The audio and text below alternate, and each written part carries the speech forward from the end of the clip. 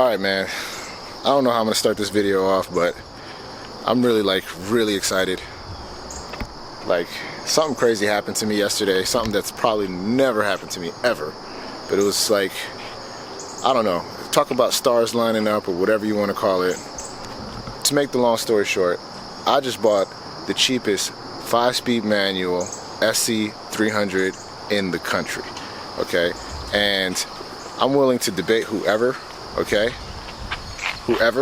about it, but this, I bought it as of yesterday, had to have been the cheapest clean title 5-speed manual SC300. All right, so let's go right into this, man. This is crazy. Okay, so first things first, how much did I buy this car for? I bought it for $600. $600. Okay, this is a running, driving, I mean, even the AC works. The AC works. I paid $600 for it, and the key thing here is 5-speed manual SC300. I mean, you can clearly see right there, factory manual. This is unreal. I mean, I cannot believe this. I'll explain the story in a second. Like, again, this is like just unreal to me, but man. All right, so I saw this on Facebook. I saw this car listed for sale on Facebook 2 days ago, and I didn't think it was real. When I first saw it, it had maybe a couple views, 2 saves. I hit the guy up immediately, say, hey, I'm not too far from where you are in Maryland. You know, let me know when you're ready. I can come pick it up today. He said, I won't be able to sell it until Friday. I'm not going to be free, whatever, blah, blah, blah, blah, blah. But then I asked him some more questions. Nothing. He didn't respond back, so I got nervous. I was like, damn. Then I checked back on it, and next thing you know, it's got like over 1,000 views and like hundreds of saves, right? I think over 100 saves or something. So I started getting nervous. I was like, oh man, somebody probably, like, you know how the bidding warriors go. They're like, oh, you want 6? I'll give you 7. Oh, you want 7? I'll give you 8, 9. I was like, dang, now the guy's probably gonna be asking for 3 grand. None of that happened. I hit the guy back. He told me, hey, somebody's coming this Friday to come pick it up. If he doesn't want it, I'll let you know, whatever. Anyways, to make the long story short, in the back of my mind, I was like, all right, the car is basically sold. I just didn't think anything of it. I took it off my mind, whatever. And then something told me to hit him up yesterday to say, hey, let me know if anything happens, just to throw it out there, just to double check, you know. And didn't hear anything from him until like 5:30. And it just so happened that I actually had the trailer and everything hooked up. And he hits me up and he says, hey man, I'm ready to meet right now if you're still interested. No questions. I said, all right, send me the location. And you guys obviously already know the rest. I picked it up. So upon first glance, I just want to point out a few things about this car. Again, I mentioned earlier, it's a clean title. I didn't know it was a clean title, clean Carfax at the time. I didn't want to ask too many questions to deter him. My thinking is, whenever you see a great deal that's too good to be true, you want to really separate yourself from the rest of the competition. And the best way to do that is not ask a million questions over the phone, because this guy's getting harassed. He's getting a lot of emails, a lot of questions. You basically just want to say, hey, I'll pick it up right now, no questions asked. Obviously, when you get to the car, you're going to ask all the questions that you want, but you got to make sure you set up the appointment, and that's basically what I did. I didn't ask him any questions until I got to the car. He told me it was a clean title. Of course, I didn't just take his word for it. I had my laptop and everything ready to go, and I pulled the Carfax, which you can see right here, and yeah, everything checked out there. So that was the first thing. It was a clean title. Second thing was rust. I'm gonna put this car up in the air, but when I was laying on the ground, I couldn't find any rust anywhere. Nothing on the rear quarter panels, nothing on the frame rails or floor pans. Yeah, just I couldn't find any rust anywhere, so that was good. No body damage. Like, I mean, here's one thing here, is this guy taped this window up. This window doesn't work. I'll explain all of that stuff in a second when I get into the interior. But yeah, you know, little dings here, but whatever, right? It's got 200,000 miles on it, and he was asking for $600, right? I mean, I don't know what the story about this mirror is, but again, whatever, right? $600. So yeah, if you look at the engine bay, for the most part, this is like bone stock. How many of these cars you see with the 5-speed manual that got some sort of stupid filter on here, or somebody half-assed did a 1J swap? I mean, look, even the battery hold down is here. Like, Look, he's even got the, I mean, this may not be a big deal to you guys, you know, the fan shroud, but man, how many of you guys are missing that? I see pictures all the time where guys are missing this. They're even missing this, man. Look at that. They're missing the battery hold down. I mean, this is about as bone stock as you could get for 600 bucks. 600 bucks? You even got the stock intake box? I mean, you know, I doubt if I put the car up in there, there's no splash shield or anything, but he's got all of this. He's got, like, this is beautiful, not hacked, you know? Nothing's hacked here. Man, this is unreal, man. Yeah, so, again, let's go inside. The door lock actuators work. I mean, look at that. Both sides. I mean, I'm making such an emphasis on this because I have one of these.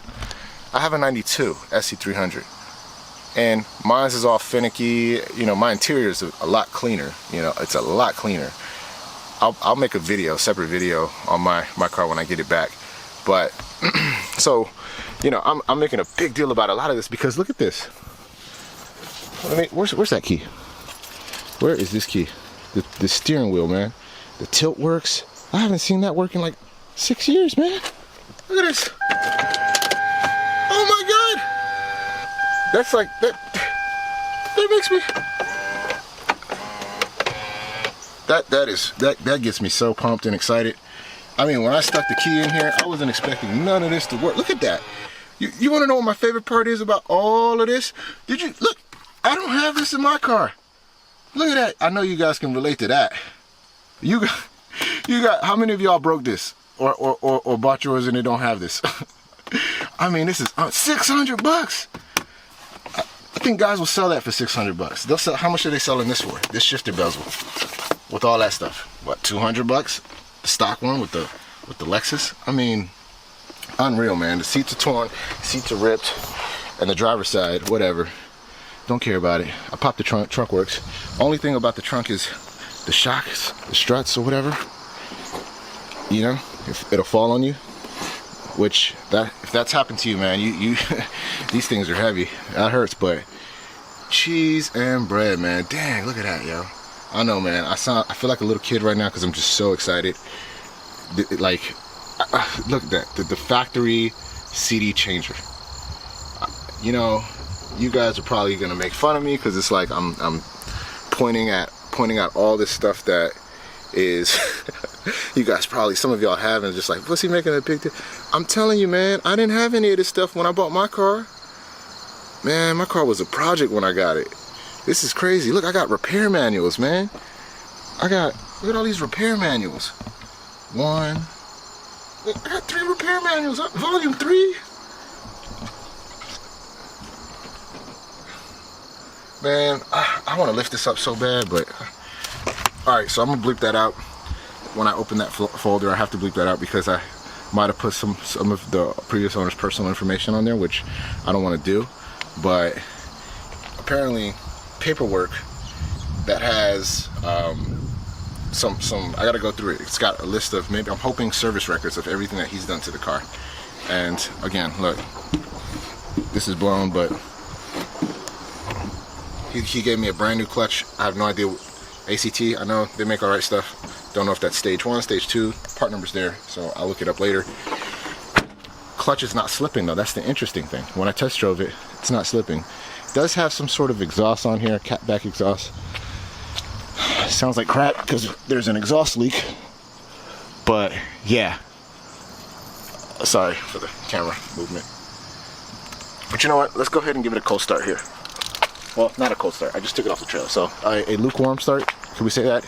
Lukewarm. Kind of cold start. Yeah, you see the temperature gauge is. So, oh my God! You hear that? All right, man. Did I tell you that the AC works? It blows. I know I said that. What else am I missing? I feel like I'm missing some stuff. Oh my gosh. Oh my gosh. Oh my gosh.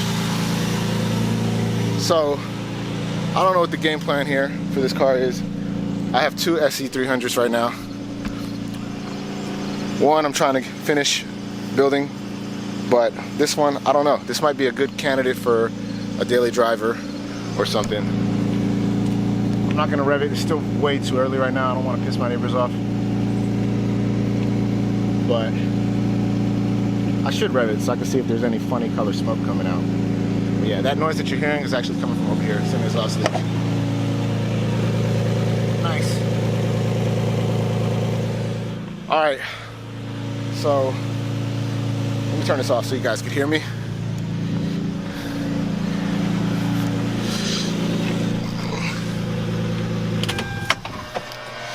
All right, look at it, it works. Oh my goodness, that's crazy.